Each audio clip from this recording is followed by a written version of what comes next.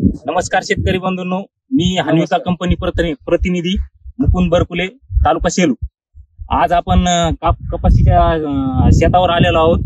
यांनी आपलं OLX combo मारलेला आहे, त्याचा रिझल्ट आपण त्यांना विचारू। भाऊ, तुमचं पूर्ण नाव पत्ता सांगा। आसाराम भीमराव ढगे, राहणार काजळी रोयना, तालुका सेलू, जिल्हा परभणी।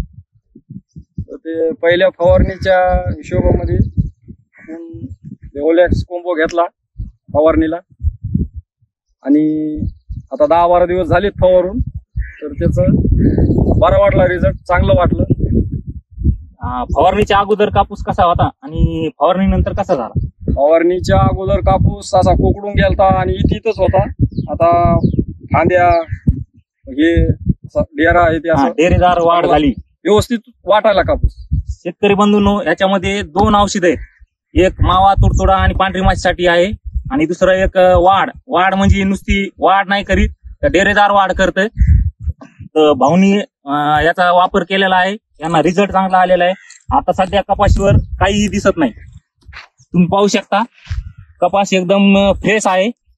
आणि यांनी आतापर्यंत आपल्या हन्विकाचे बरेच प्रोडक्ट वापरलेले आहेत। भाऊ, तुम्ही सांगू शकता का कोणते कोणते प्रोडक्ट वापरलेले?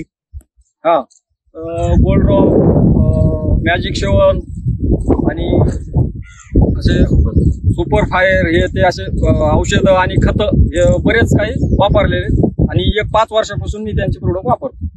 ठीक आहे, धन्यवाद भाऊ, तुम्ही प्रतिक्रिया धन्यवाद।